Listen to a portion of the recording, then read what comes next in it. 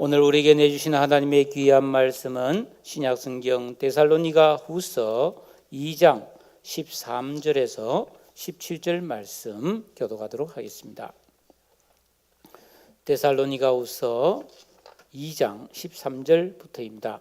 주께서 사랑하시는 형제들아, 우리가 항상 너희에 관하여 마땅히 하나님께 감사할 것은 하나님이 처음부터 너희를 택하사 성령의 거룩하게 하심과 진리를 믿음으로 구원을 받게 하심이니,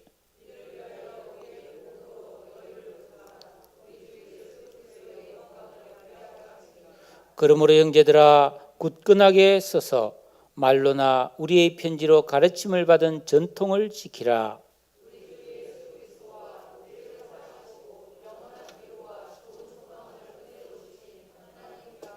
함께 너희 마음을 위로하시고 모든 선한 일과 말에 굳건하게 하시기를 원하노라. 아멘. 한 카운슬러가, 상담자가 많은 사람들에게 이런 질문서를 보냈습니다. 설문조사죠. 당신의 생애에서 최고의 해라고 말할 수 있는 10년을 이야기하라면 언제입니까? 그리고 왜 그렇게 생각하십니까? 이런 질문서를 보냈는데 한 80 노인이 이런 답장을 보내왔습니다. 나의 최고의 해는 지금입니다. 지금 내 나이 80인데요. 지금도 나는 하나님과 동행하고 있습니다. 나는 과거 속에서 살기를 원치 않습니다. 나의 모든 희망은 현재이고 앞으로입니다. 그랬어요. 또 70세 된 한 할머니가 이렇게 답장을 썼습니다. 저의 최고의 해는 23살에서 33살까지였다고 생각합니다. 그 시기는 내가 결혼을 했을 때였는데, 결혼을 하고 저는 계속해서 아이 셋을 낳았습니다. 저희 부부는 확실한 직장이 없다 보니 지독하게 가난했습니다. 아이 셋을 먹이고 입히는 게 너무나 버거웠습니다.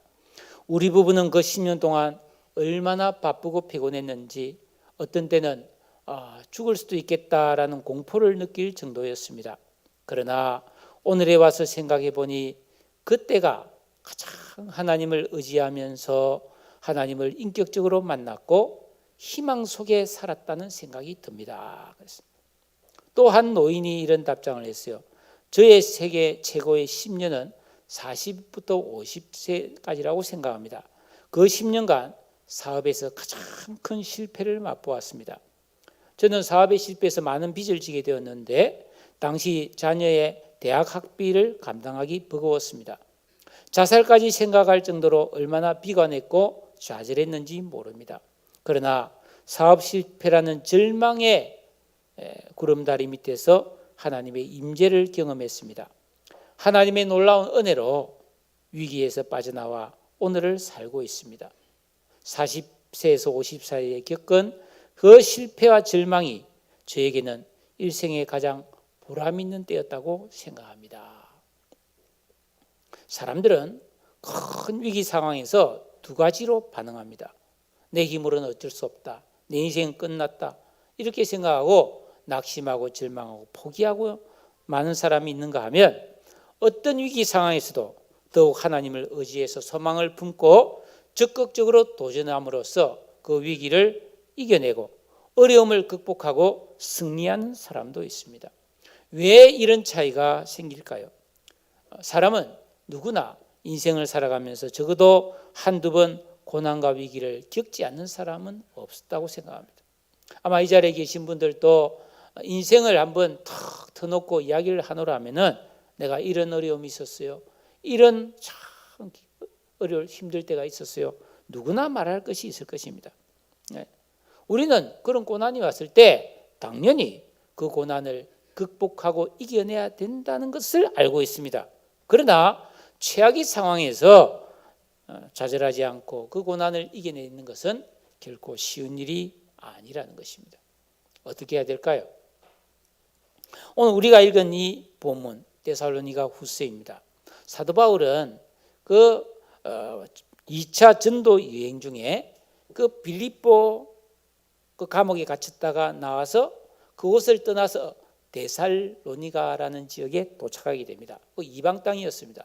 거기서 바울이 안식일에 회당에서 예수님은 십자가에 달려 죽으시고 부활하신 분이라는 복음을 전했을 때에 경건한 헬라인들과 귀부인들이 그 바울의 말을 듣고 예수를 영접했어요.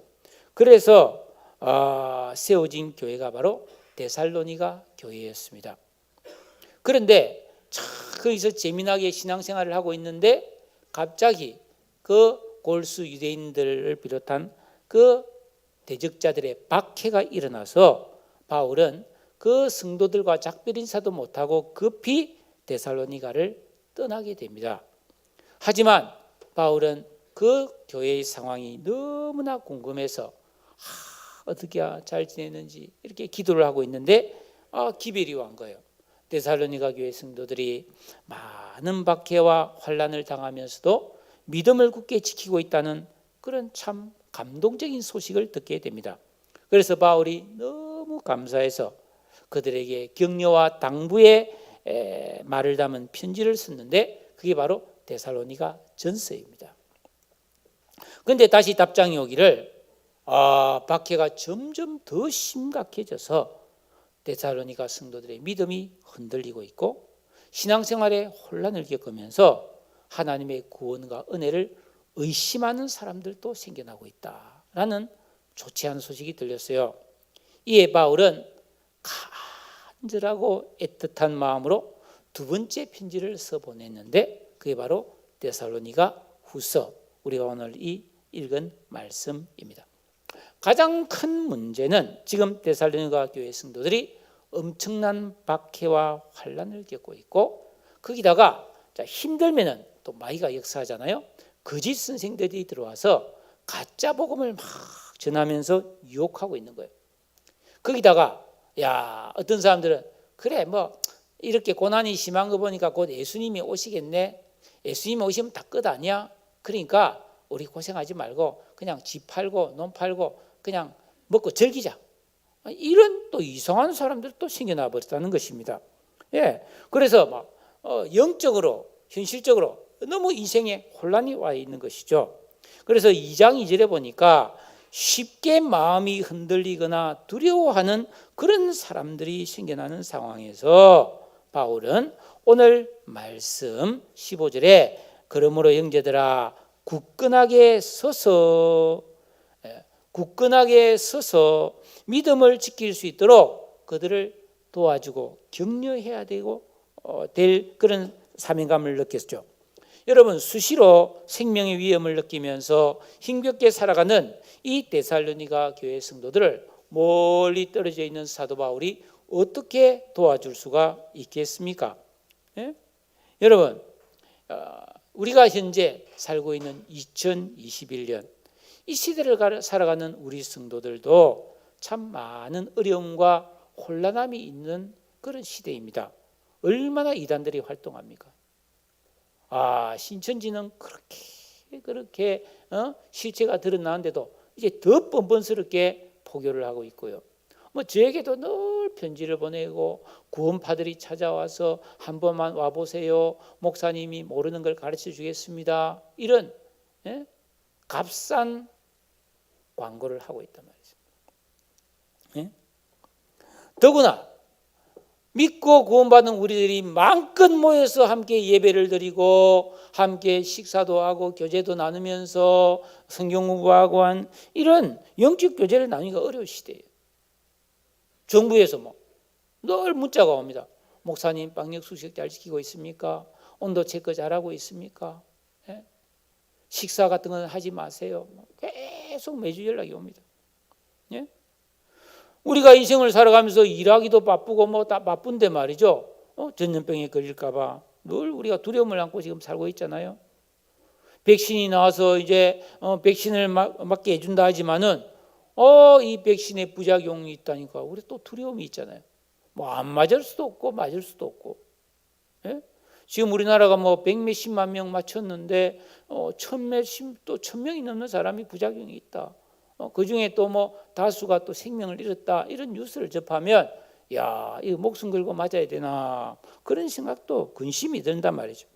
거기다가 이 사태가 오래 가다 보니까 경제적인 어려움을 겪는 분도 계시고 또 마음껏 외출을 못하고 만남이 없다 보니까 외로움과 무리함 속에 마음이 흔들리고 두려워하는 성도들도 생겨나고 있는 게 현실이라는 것입니다. 이럴 때 우리 성도들은 어떻게 해야 마음이 흔들리거나 두려워하지 않고 믿음으로 굳건하게 설 수가 있겠는가? 오늘 우리 찬양 부르잖아요. 굳게 서리, 영원하신 말씀 위에 굳게 서리 그랬잖아요. 사도 바울은 그 성도들을 세워주기 위해서 한 3가지 정도의 방법으로 이 성도들을 격려하고 있는 말씀이 오늘 우리가 읽은 본문의 내용이 되겠습니다.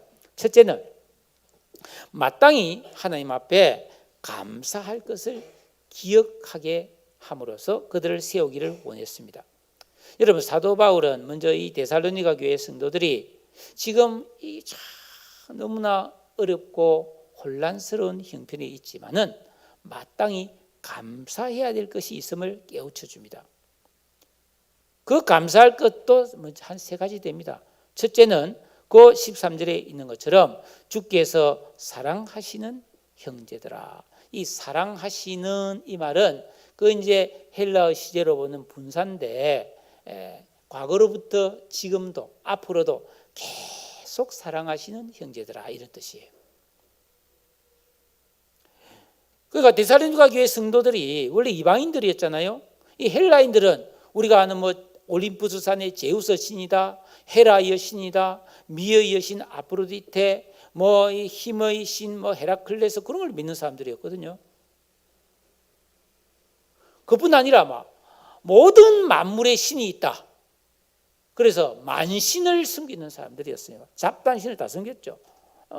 아테네에 가보면 알지 못하는 신에게 해놓고 그냥 이 신 저 신 우리가 미처 모르는 신도 경배를 받으세요. 이런 식으로 믿었던 사람들이 헬라 사람인데 이들이 하나님의 사랑을 받아서 처음 신앙을 신앙했을 때부터 지금까지 끊임없이 주님의 사랑을 받고 있다고 격려하고 있습니다. 여러분 생각해 보세요. 내가 부족하고 그래도 세월이 흘러도 항상 누군가가 나를 사랑해 주고 있다는 것은 얼마나 감사한 일인지 몰라요. 네? 저도 가끔 가다가 누구를 만나거나 오랜만에 연락이 되면 목사님, 내가 목사님을 위해서 하루도 빼놓지 않고 기도하고 있습니다. 그 진심이 느껴지면요, 그 감동이잖아요. 저 러시아 옆에 우크라이나라고 있잖아요. 그곳에 이제 윤상수 선교사님이라고 있어요. 제 학교 선배이기도 하신데 이분을 전에 이제 십자수에서 노예하는 날 같이 끝나고 이제 식사하는데 옆자리에 앉으셨더라고.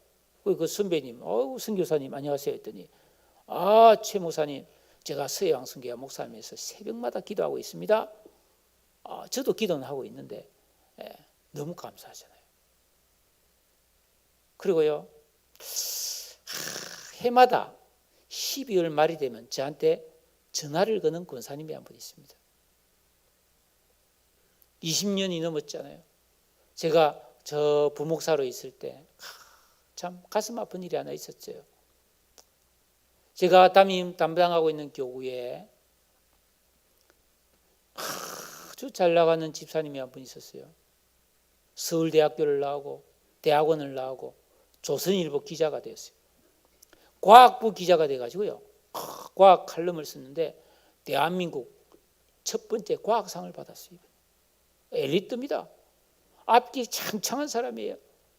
그런데요, 어느 날 몸이 좀 안 좋아서 병에 갔더니 위암 말기가 탁인 거예요.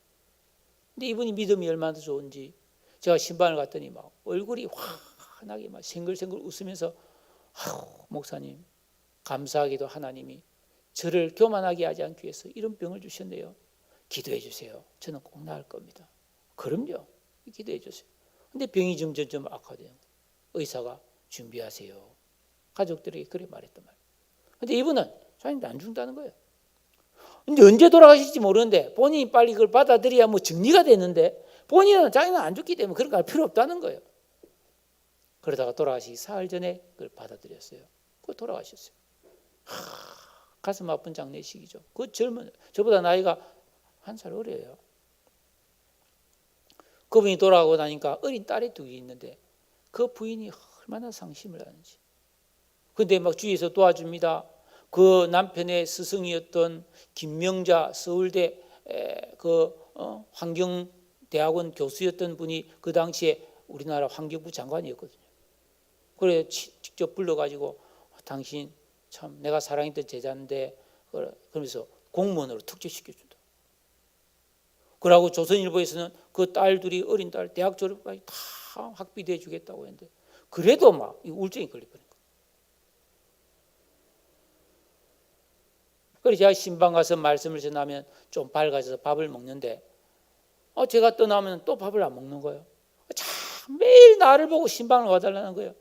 그래서 제가 매일 갔어요. 매일 가서 예배를 드리고 흑석동에 살았는데 예배를 드리면 또 막 그래요. 믿음으로 살겠습니다 목사님 걱정하지 마세요. 이런데 가고 나면 또 우울해지고. 그분이 이화여대 영문과를 나왔고요. 두란노 상담 교사였어요. 다른 사람을 상담해 주는 상담 교사였다니까요.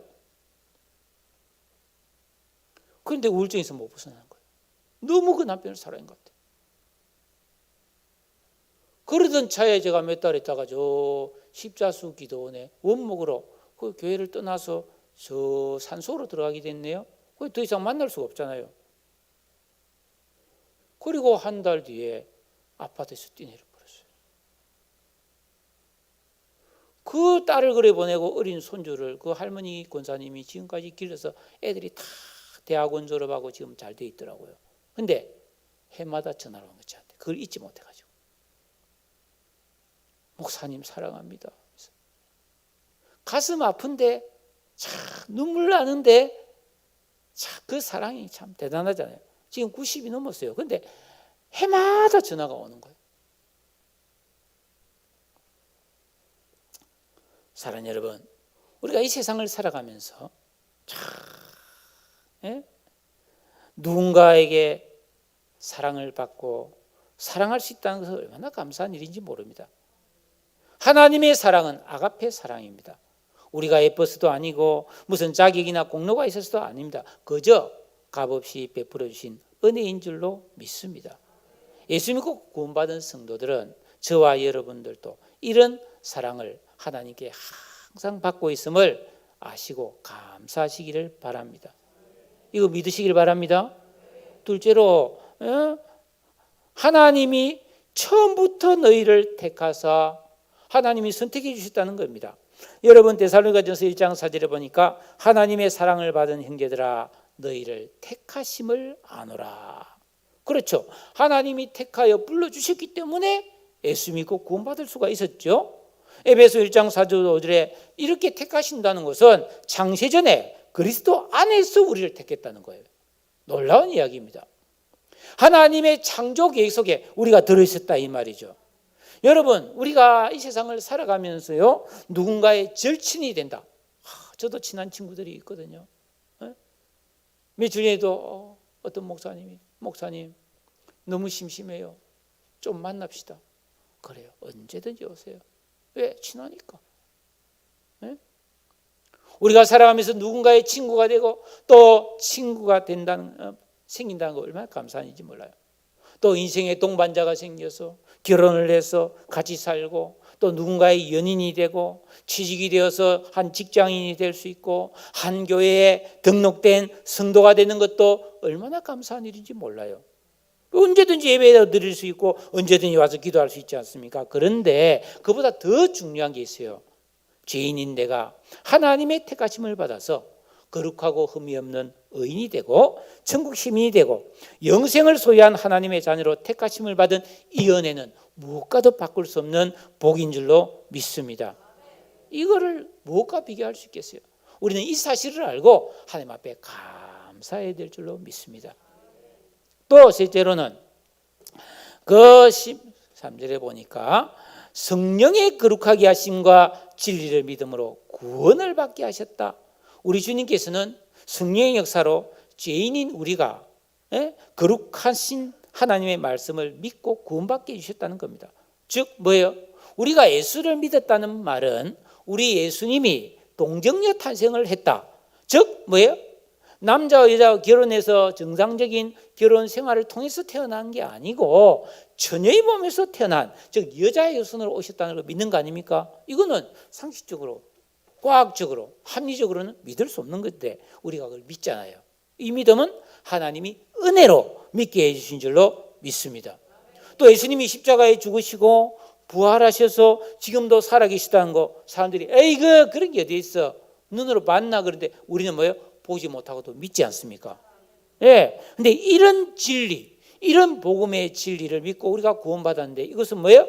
우리의 실력이 아니고 성령의 은혜로 하나님이 믿게 해주신 줄로 믿습니다. 이게 선물로 받은 거죠. 예. 그래서 데살로니가전서 1장 5절에 이는 복음이 너희에게 말로만 이런 것이 아니니라 또한 능력과 성령과 큰 확신으로 된 것임이라 그랬습니다. 이처럼 우리 주님께서는 데살로니가 교회 성도들을 사랑으로 선택하시고 성령의 역사와 진리의 복음으로 불러서 구원해 주신 하나님인데 그럼 왜 그렇게 하셨냐? 그냥 불러주셨냐? 아니라는 거예요. 불러주신 분명한 목적이 있는데 오늘 14절 말씀입니다. 우리 같이 한번 읽어볼까요? 시작.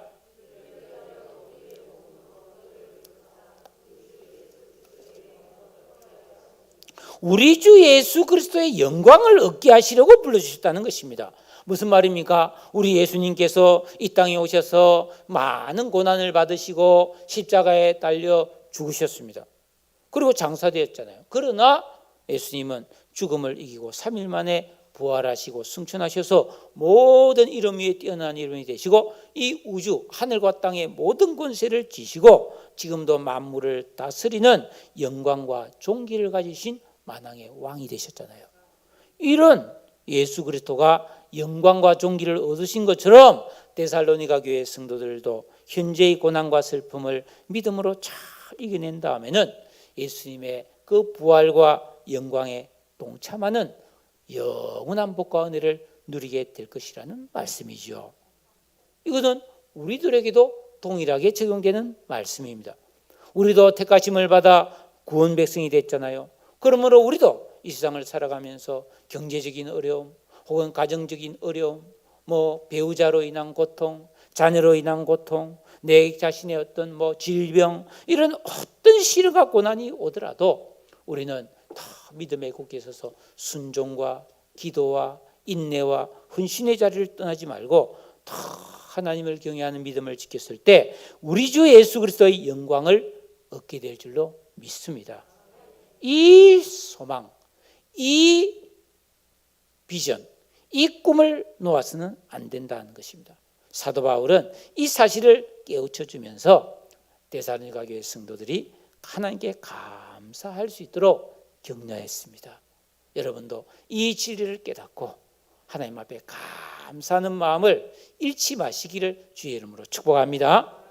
자, 이렇게 참 그들을 격려한 다음에 두 번째로 바울은 데살로니가 교회 성도들이 해야 될 일이 있다고 권면하고 있습니다. 그게 15절입니다. 굳건하게 서서 말로나 우리의 편지로 가르침을 받은 전통을 지키라.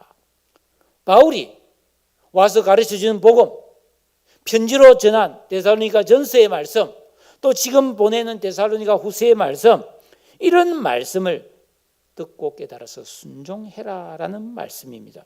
예.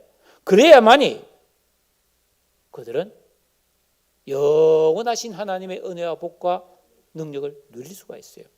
예? 그러므로 형제들아 굳건하게 서서 그랬습니다. 굳건하게 서라. 이 굳건하게 선다는 말은 어떤 일을 만났을 때 막 동요하거나 믿음이 흔들거리거나 마음이 오락가락하거나 막 죽을까 도망갈까 막 그냥 포기할까 그렇게 하지 말고 딱 중심을 잡고 믿음을 지켜라는 말씀이에요. 왜 굳건하게 서야 될까요?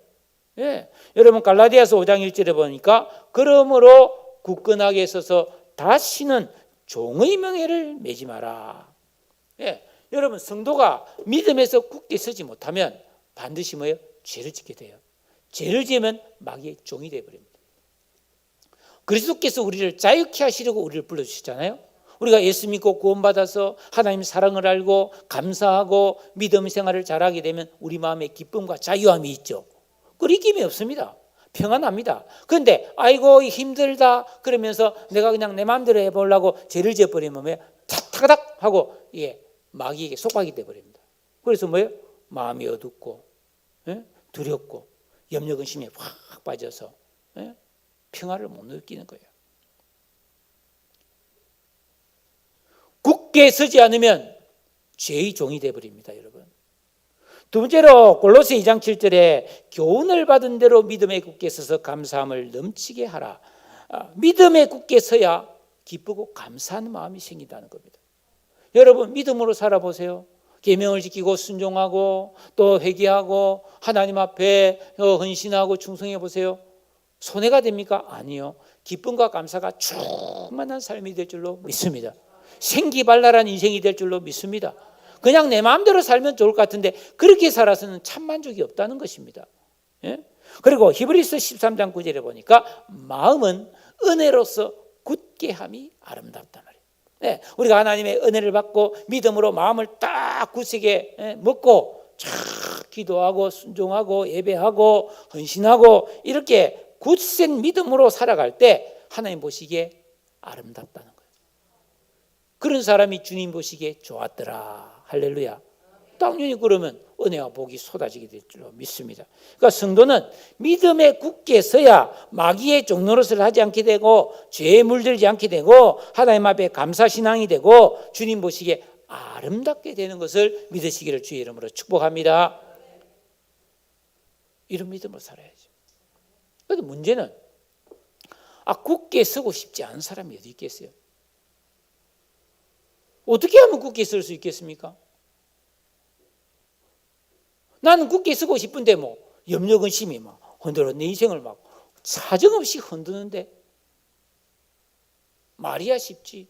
실제로 고난이 오면 실제로 앞이 캄캄하면 어떻게 살아야 되나 그런 생명의 위협을 느끼고 인생 전체가 위기를 맞게 되면 굳게 선다는 게 쉽지 않잖아요. 그러면 과연 굳게 서는 신앙이란 어떤 것일까? 히브리서 5장에 말씀의 초보에 서는 것이다. 그러니까 진리의 기본기가 확실해야 굳게 설 수 있다는 겁니다. 여러분 예를 들어서 수영을 보면은 누구나 물가에 어린애들 보면 그 물에 집어넣어 물놀이 시키면 퐁당퐁당 다리에 물장구 치면서 개엄치고 그런 건 하잖아요. 그런데 수영을 제대로 배우려면 어떻게 합니까? 탁 가서 기본기를 배워야 되잖아요. 팔 모양, 다리 모양, 이렇게 숨을 쉬고 분파, 음파 이런 거 배우잖아요. 이런 기본기가 반복해서 확실하게 탁 몸에 익으면 수영을 잘할 수 있잖아요. 할머니들도 저 25m를 왔다 갔다 하잖아요. 기본기. 태권도도 마찬가지 아닙니까? 품새라고 하는 이야 하는 이런 거. 기본기가 확실해야 성장이 가능하죠. 그래서 우리도 성경의 말씀의 진리, 말씀의 초보를 확실하게 해야 그게 신앙에 굳게 설 수 있는 출발이 된다는 겁니다. 할렐루야. 여러분 지금 계속해서 말씀을 통해서 여러분의 기본기가 탄탄히 다져지고 있고 이미 다져진 사람이 있는 줄로 믿습니다. 또 마가복음 4장의 31절에 보니까 심겨진 씨앗이 굳건하게 쓰는 신앙이에요. 자, 하늘의 씨앗을 그냥 두면 백날 가도 그대로지. 근데 이걸 계절의 질서에 맞게 탁 좋은 땅에다 씨앗을 심으면 어떻게 됩니까? 성장하잖아요. 그러니까 우리 신앙이 막연하게 그냥 교회만 다니는 게 아니에요. 심겨진 씨앗 같은 믿음이 돼야 된다는 거예요. 어떻게? 신앙의 진정한 목적과 방향을 알고 그 신앙에 내가 결단하고 뛰어들어서 순종과 기도의 삶을 살아가는 거죠. 이 참된 영적 생활, 하나님을 경외하는 올바른 신앙생활을 사는 게 심겨진 씨앗이 되고 심겨지면 반드시 때가 되면 자라서 꽃이 피고 가지가 뻗고 열매가 맺는 줄로 믿으시기를 바랍니다. 예. 그래야 믿음이 굳게 선다는 것입니다. 이런 사람이 되면 이런 일 저런 일, 이런 사람 저런 사람에 의해서 비동되지 않는 거예요. 요동하지 않는 굳건한 믿음이 될 수 있습니다. 이런 믿음이 되어야 마귀의 미혹, 거짓된 가르침, 환난과 핍박이 와도 동남풍아 부르라, 서북풍아 부르라, 가시밭에 백합화, 예수 향기 날리니 할렐루야 아멘. 여러분, 배우고 확실한 일에 거하면서 자기 마음을 기경하면서 성장하면서 믿음의 선한 싸움을 싸워 이길 수 있는 줄로 믿습니다.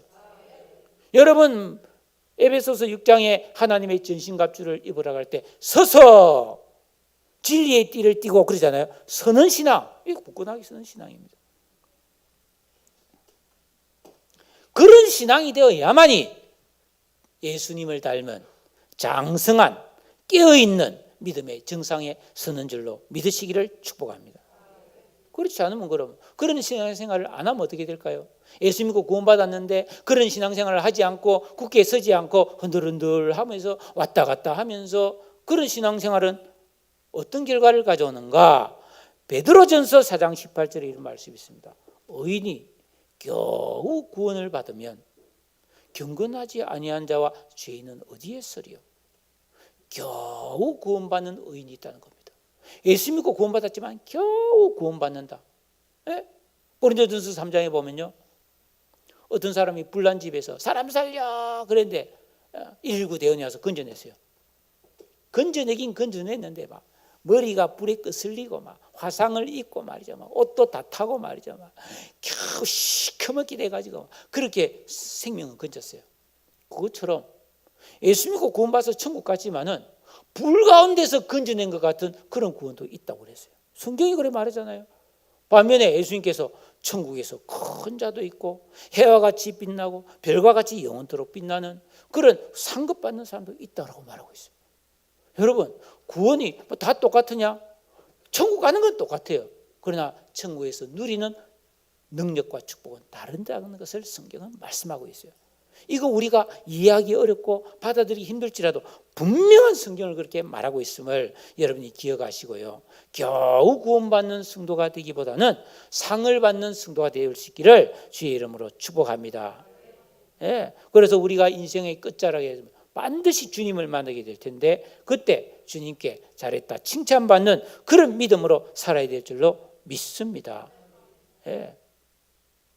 사도 바울은 이걸 너무나 잘 알았어요. 그래서 나는 뒤에 한 일은 잊어버리고 앞에 있는 표대를 향하여 믿음을 향하여 부르신 부름의 상을 위하여 달려가노라, 그렇게 말했던 거죠.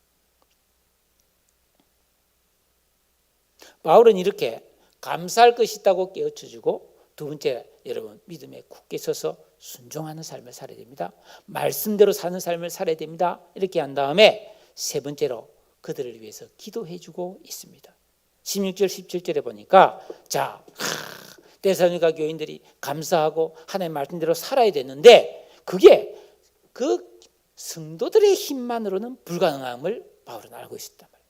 여러분, 우리가 그렇잖아요. 나 믿음대로 살아야지, 나 이제부터 흔들리지 말아야지, 그렇게 결심한다고 그게 쉽게 되는 게 아니지 않습니까? 그래서 바울은 하나님께서 사랑하시는 자들에게 은혜와 능력을 주셔서 믿음대로 살아갈 수 있도록 기도해 주는 내용이 16절 17절입니다. 자, 16절 말씀, 우리 주 예수 그리스도와 우리를 사랑하시고 영원한 위로와 좋은 소망을 은혜로 주신 하나님 우리 아버지께서, 여러분, 예수 그리스도와 하나님 아버지께서는 예수 믿고 구원받은 성도들을 지극히 사랑하시기 때문에 영원한 위로와 좋은 소망을 값없이 은혜로 베풀어 주십니다. 우리가 예수를 믿으면 하나님은 네가 예수 믿고 구원받았구나, 알았다 하면서 그 보증으로 우리에게 성령을 주신다고 했습니다.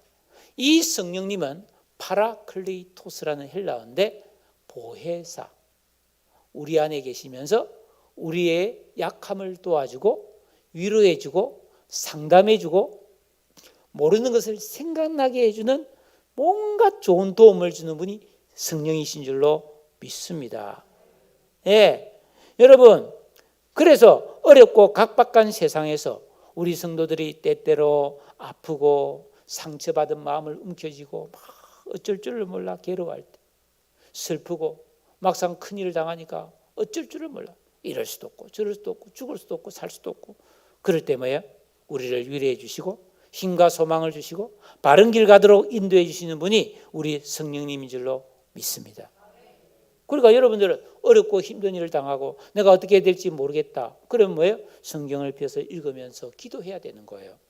그럴 때 하나님이 성령의 은혜를 통해 우리 마음을 주장하시고 바른 길로, 좋은 길로, 회복되는 길로, 치료되는 길로 인도해 주실 줄로 믿습니다. 이 하나님께서 17절 같이 읽어봅시다. 마지막 절 시작.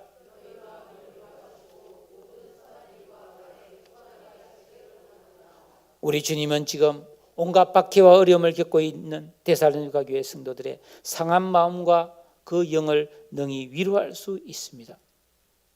하나님이요, 우리를 구원하신 하나님이요, 그냥 놀고 먹는 분이 아니에요. 얼마나 우리를 위해서 애를 쓰고 계신지 몰라요.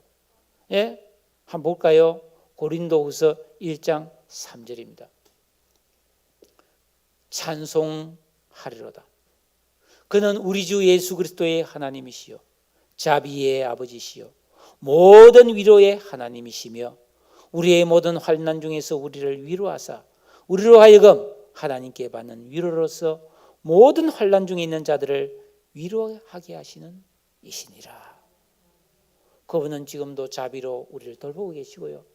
여러분, 우리가 살아오면서 실망되고 두렵고 근심하고 어쩔 줄 몰라 있는 적이 한두 번이었습니까? 그런데 지금 우리가 살아있는 이유 뭡니까?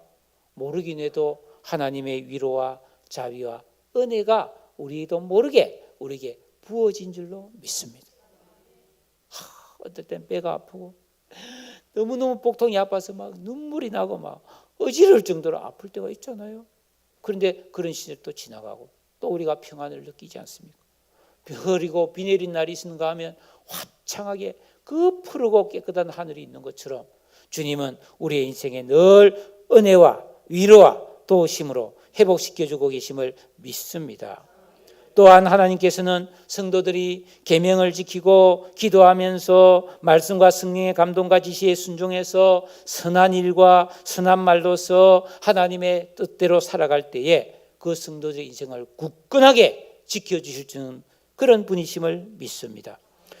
여러분, 오늘 2장을 배웠잖아요. 한 장 딱 넘겨서 3장 3절을 보세요. 데살로니가서 3장 3절을 보니까 주는 미쁘사 너희를 굳건하게 하시고 악한 자에게서 지키시기라.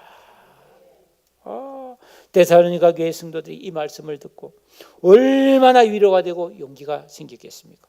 환난은 힘들지만 은혜가 크면 감당할 수 있는 능력이 생긴 줄로 믿습니다. 사랑하는 여러분들께서도 이 세상에 많고 많은 어려움과 남모르게 겪는 아픔이 있을지라도 성령의 위로하심과 지켜주심을 믿고 의지해서 굳건하게 서는 신실한 성도가 되어서 여러분의 인생에 복과 기쁨이 많아지기를 축복합니다. 말씀을 맺을게요. 항상은 아닐지라도 많은 사람들이 살아가면서 너무나 힘들 때를 맞이합니다. 혼자 감당하기에는 역부족, 도저히 안 돼. 여러분, 우리는 살아가면서 언제 무슨 일이 생길지, 어떤 병과 어려운 일이 나 인생을 덮칠지 알 수가 없잖아요. 사람들은 특히 가정 문제, 자녀 문제, 돈 문제, 건강 문제 많이 눌려요. 자기 약점, 나한테 이런 약점이 있다. 그것 때문에 항상 힘을 못 써요.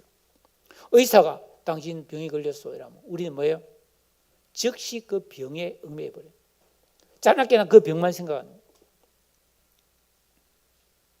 믿음 좋은 목사님이 있었어요. 김기영 목사님, 우리 교회 왔잖아요.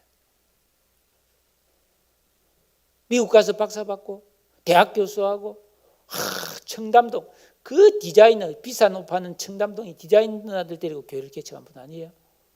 믿음이 좋기로 소문난 분이에요. 그런데 어느 날 또 암이라는 판정을 받았어요. 24시간 암만 생각나더래요. 하나님 생각 안 나더래요. 그래서 이건 아니다. 내가 이랬으면 되겠느냐? 매일 뭐 자나깨나 암 생각만 하고 밤잠도 안 하고 어떻게 하면 이 암을 고칠까? 내 죽는 거 아닌가? 그 생각만 나더라는 거예요. 그래서 그거 없애려고 매일 말씀을 묵상해서 말씀 암송을 시작한 거예요. 말씀을 암송하느라고 그 암을 잊으려고 계속 성경을 암송했는데 2달 지나니까 암 생각이 안 나더라고요. 그러면서 치료를 받았어요. 지금 건강하게 잘 지내고 있죠. 여러분, 늙은 사람, 가난한 사람, 실력 없는 사람, 불행한 일이 생긴 사람 모두 다 그것에 짓눌려 살아갑니다. 여러분, 여기에 큰 문제가 있습니다. 여러분, 예수 믿고 구원받은 사람은 우리는 뭐예요? 하나님을, 예수님을 내 인생의 주인과 왕으로 모셔야 되는데 문제가 내 왕이 되어버려요. 현실이 내 주인이 되어버리는 거예요. 거기서 모든 문제가 발생하고 인생이 내리막길로 가버리는 것입니다. 사랑하는 여러분, 그렇지 않습니다. 바울은 로마서 10장 9절에서 네가 만일 내 입으로 예수를 주로 시인하며 또 하나님께서 그를 죽은 자 가운데서 살리신 것을 너의 마음에 믿으면 구원을 받으리라. 하나님은 명령하십니다. 두려워 마라. 담대라. 내가 세상 끝날까지 너희와 항상 함께 있다고 말씀해 주셨습니다. 여러분, 이 세상에서 무슨 일이 생겼든지, 가정에 문제가 생겼든지, 배우자에게 무슨 일이 생겼든지, 경제적인 어려움이 왔든지, 병이 들었든지, 이거는 이 세상의 일이고, 예수 믿고 구원받은 성도는 세상을 이기는 존재로 창조되었음을 믿습니다. 예수님이 그래서 늘 껄핏하면 걱정하고 두려워하고 막 오락가락하는 제자들 보고 중요한 말씀하셨어요. 요한복음 16장 33절에 이것을 너희에게 이르는 것은 너희로 내 안에서 평안을 누리게 하려 함이라. 세상에서는 너희가 환난을 당하나 담대하라. 내가 세상을 이겼노라. 이걸 잊지 마세요. 이 말씀 외우세요. 이것을 너희에게 이르면 너희로 내 안에서 평안을 누리게 하려 합니다. 세상에서는 너희가 환난을 당하나 담대하라. 내가 세상을 이겼노라. 주님이 이겼으면 우리도 이기는 줄로 믿습니다. 그래서 예수님은 풍랑 있는 배 위에서도 잠의 평안히 잠을 잘 수 있었던 것이죠. 이것은 상황을 무시하란 말이 아닙니다. 대책 없이 막 그냥 무대뽀로 살아란 말도 아닙니다. 하나님 백성으로서 굳건하게 서서 말씀에 순종하고 기도하면서 하나님의 능력을 공급받을 수 있는 실력을 만들어라는 뜻입니다. 계명을 순종하고 기도하는 이 반복되풀이 영적 생활을 통해 주님의 능력이 항상 내 인생에 임하여서 그 능력을 받아 사는 믿음의 실력을 갖추는 우리 서양성교회 모든 성도님 되시기를 축복합니다. 이 말씀 붙드실 때 여러분에게 하나님의 큰 평강이 임할 줄로 믿습니다. 여러분 평강하시기를 축원합니다. 기도하겠습니다. 오늘 이 말씀 다 가지고 주여 내가 하나님 앞에 감사하며 순종과 기도의 삶을 살아서 굳건하게 서는 신앙이 되겠습니다. 하나님 함께해 주시고 인도해 주시고 어떤 어려움도 이겨내는 믿음의 실력자가 되게 주시옵소서. 다 같이 우리 한번 통성으로 기도하겠습니다. 사랑의 주님, 감사와 찬송과 영광을 주께 돌리옵나이다. 데살로니가 교회 성도들이 엄청난 박해와 시련과 영적 혼란 속에서도 아버지 이 말씀을 붙들고 승리한 것처럼 아버지 하나님, 우리의 삶에도 이런 혼란, 저런 어려움, 저런 괴로움이 있을지라도 내가 내 마음이 문제입니다. 환경이 문제가 아니라 가장 해결해야 될 부분이 내 마음인 줄로 믿습니다. 내가 감사하고 순종하고 기도함을 통해서 아버지 하나님, 이 거룩한 길에서 하나님의 능력을 공급받고 승리하도록 주여 도와 주시옵소서. 주여 내 마음을 지켜 주시옵소서. 아버지 하나님, 내 흔들리는 마음과 아버지 하나님 부패한 마음, 믿음 없는 마음, 염려 근심하는 마음, 연약한 마음을 돌보아 주시옵소서. 내가 말씀을 붙들어 싸우니, 내가 기도하고 있사오니 아버지여 도와주시고 역사하시고 인도하시고 아버지 하나님 붙들어 주시고 회복시켜 주시옵소서. 굳게 붙드시옵소서. 우리 성도들을 위로하시고 아버지의 모든 선한 말과 일에 하나님이 굳건하게 하시기를 주여 간절히 빌고 은합니다. 주여 도와주시옵소서. 예수님의 이름으로 간절히 기도드리옵나이다. 아멘. 하나님이 여러분의 마음을 이루하시고 선함과 선한 일과 선한 말이 사라지지 않고 내 삶에 항상 이게 있기를 축복합니다. 아멘. 찬양합시다.